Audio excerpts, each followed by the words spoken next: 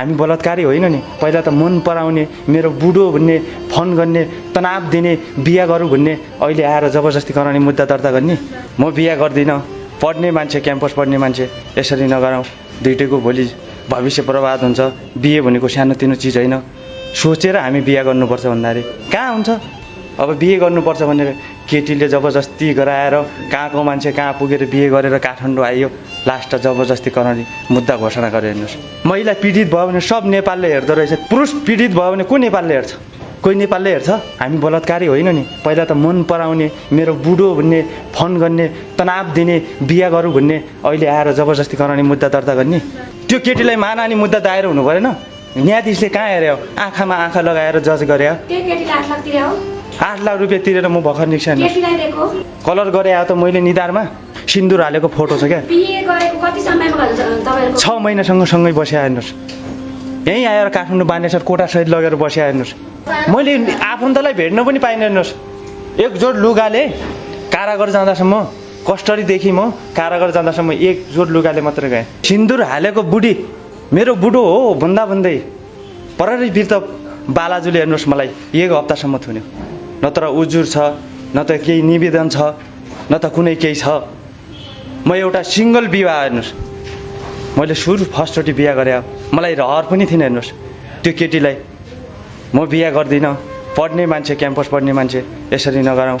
दुइटैको भोलि भविष्य बर्बाद हुन्छ। बिहे भनेको सानोतिनो चिज होइन। सोचेर हामी बिहा गर्नुपर्छ भन्दाखेरि कहाँ हुन्छ। अब बिहे गर्नुपर्छ भनेर केटीले जबरजस्ती गराएर कहाँको मान्छे कहाँ पुगेर बिहे गरेर काठमाडौँ आइयो। लास्ट जबरजस्ती गराउने मुद्दा घोषणा गरेर हेर्नुहोस्। त्यही अछाममा गरे मलाई त्यही अछाम जिल्ला अदालतले त्यहीँ गर्नुपर्ने थियो क्या। किन काठमाडौँ गरियो त? महिला पीडित भयो भने सब नेपालले हेर्दो रहेछ। पुरुष पीडित भयो भने को नेपालले हेर्छ? कोही नेपालले हेर्छ?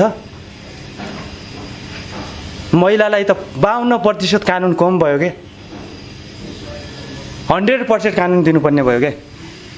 तालिबान जस्तो कानुन ल्याउनु पऱ्यो क्या। महिलाले पुरुषको अनुहारै नहेर्ने कालो मार्क्स लाउनु पऱ्यो क्या। होइन भने हेर्नुहोस्, हेरेको बाफनमा हेर्नुहोस्। अहिले त कस्तो छ जग भन्नलाई सजिलो छ क्या। यो राज्यले कस्तो कानुन ल्यायो।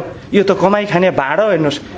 गरी खाने एउटा महिलालाई अहिले किन नक्कली बिहा दर्ता गरेर विदेश जानु परेन क्या। अहिले को छ राम्रो केटाहरू, अलि सम्पत्तिवालो, अलि पुँजीपट्टि केटा को छ हेऱ्यो, यस्तो नाम मात्रै थाहा पायो भयो। अनि गयो पररीमा गयो, मलाई बलात्कार गर्यो, मलाई यस्तो गर्यो, रोयो कि अनि मुद्दा दर्ता गर्यो। अनि फलानु कहाँ छ, चिल्ली बिल्ली गरी समातेर ल्यायो। उसको ठेगाना के हो, कस्तो मान्छे हो, हाम्रो अनुसन्धान नै छैन। के गरी बस्या छ, कस्तो भयो, यसको अवस्था के छ बुझेकै छैन। त्यत्तिकै जबरजस्ती गराउने भन्छ। हातमा हत्कडी मुखमा चापिहाल्ने। त्यो केटीलाई मानहानि मुद्दा दायर हुनु परेन? न्यायाधीशले कहाँ हेऱ्यो? आँखामा आँखा लगाएर जज गर्यो। 8 लाख रुपियाँ तिरेर म भर्खर निस्केँ। कानुन व्यवसायले खाएर 8 लाख रुपियाँ दिएर म निस्किया मान्छे हो। आज यस्तो पीडा छ हेर्नुहोस्। चिल्ली राम हुने हेर्नुहोस्। यस्तो अवस्था छ हेर्नुहोस्। यस्तो न्याय हो त यो? पैसो कमाउने न्याय हेर्नुहोस्। पैसो कमाउने क्या। राम्रो यस्तो हेऱ्यो, यो केटो यस्तो हेऱ्यो, अलि काठमाडौँ अलि कार चढ्छ, अलि हुने खाने छ, अलि 2 शब्द बोल्ने छ, अलि केही गरी खाने छ भने त्यसलाई जबरजस्ती गराउने भन्यो, हालिदियो। अनि दर्ता गर्यो। अनि नाम मात्रै दिए काफी छ क्या। अहिले मलाई त फोन गर्न पनि दिएन क्या 1 हप्तासम्म। त्यो आफन्तले ल्यायो भने पक्राउ पुर्जी पनि छैन अहिलेसम्म। पररी बिर्त बालाजुमा अहिलेसम्म सिन्दुर हालेको फोटो छ क्या। 6 महिनासँग सँगै बस्या हेर्नुहोस्। यहीँ आएर काठमाडौँ बानेश्वर कोटासहित लगेर बस्या हेर्नुहोस्। फोटो सहित छ सिन्दुर हालेको। त्यो के तिनको बाउलाई यो घर कलर गर्ने हो त? त्यो कलर गरे आयो त मैले निधारमा। सत्य सिन्दुर भन्छ। सत्य सिन्दुरको महत्त्व के हो भन्ने थाहा छैन क्या पुलिस प्रशासनलाई। जबरजस्ती मलाई फसाइदिने। सत्य सिन्दुर भनेको के हो भन्ने परिचय के हो, त्यसको बार्गेनिङ के हो, त्यसको विश्लेषण गर्नु पर्यो क्या। सत्य सिन्दुर हालेको बुढी फोटो खिच्ने आफै फेरि जाएर जबरजस्ती कराउने मुद्दा चला भनेर बिर्त पररी बानेश्वरबाट मुद्दा चलाएर म 6 महिना बसेँ हेर्नुहोस्। कति साथीहरू छन् म जस्ता भर्खर केटाहरू हेर्नुहोस् कारागारमा रोइरहेछन्, बिचल्ली छन् हेर्नुहोस्। अहिले त देखा मात्र भइगयो क्या। CCTVको फुटेजले मात्रै। जाहेरी चिनै छैन मलाई, जाहेरी हालेको छ भन्छन्। 7 वर्ष कैद हानेको छ न्यायाधीशले। 18 वर्ष हानेको छ, 25 वर्ष हानेको छ हेर्नुहोस्। त्यस्तो पनि हुन्छ? त्यस्तो पनि न्यायालय हो त, त्यस्तो पनि न्यायाधीश हो त। सर्वोच्चले भनेको छ 2078 सालको ऐनले के भनेको छ भने सहमति अनुसार कानुनै नलाग्ने भनेको छ। फैसलै गरेर पुरा नजिर एउटा किताब नै छ।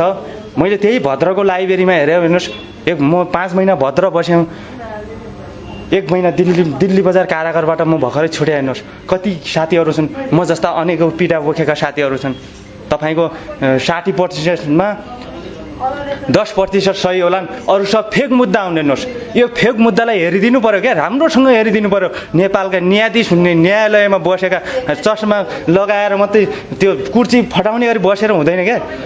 त्यो जनताको पीडा र मर्का बुझ्नु पऱ्यो क्या। म पहिला पीडित हुँ भन्दै यस्तो हुँदै आउँदैमा मुद्दा दर्ता गर्ने त। पुरुषको अवस्था के हो, तिमीहरूको रिलेसन के हो, तपाईँ कहाँ बस्नुहुन्थ्यो, तपाईँको अवस्था के छ, कसरी के भयो, दुइटै पक्षलाई सोध्नु पऱ्यो क्या। अदालतमा पनि दुइटै पक्षलाई झिकाउनु पऱ्यो क्या। त्यो छुनचेक बसमा हेर्नुहोस् केटी देखाउँदैन, हेर्नुहोस् केटाकै गलत हुन्छ, केटी देखाउँदैन, जाहेरी हालिदिन्छ, ऊ गइहाल्छ। रुनु र हाँस्नु त केटालाई हुन्छ।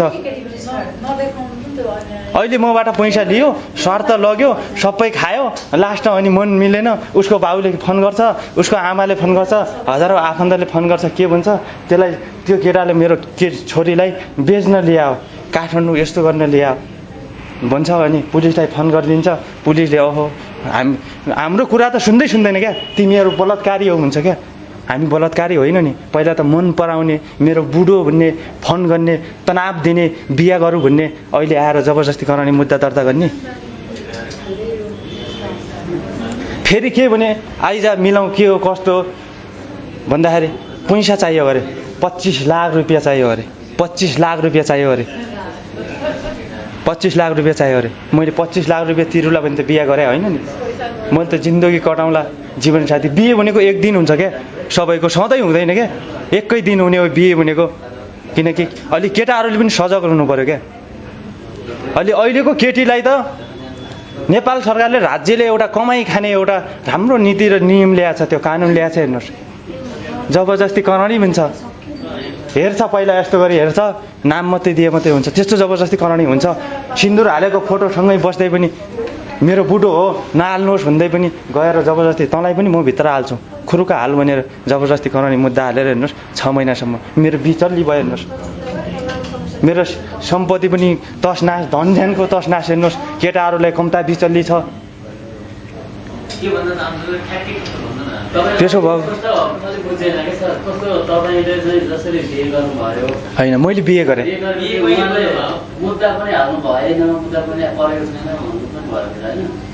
होइन यस्तो केटीले मलाई बलात्कार भनेर मुद्दा हाले। हेर्नुहोस् कानुनी हिसाबले त यस्तो, आजै जन्मेको बच्चाले भोलि बिहानै खाना खान्छ त।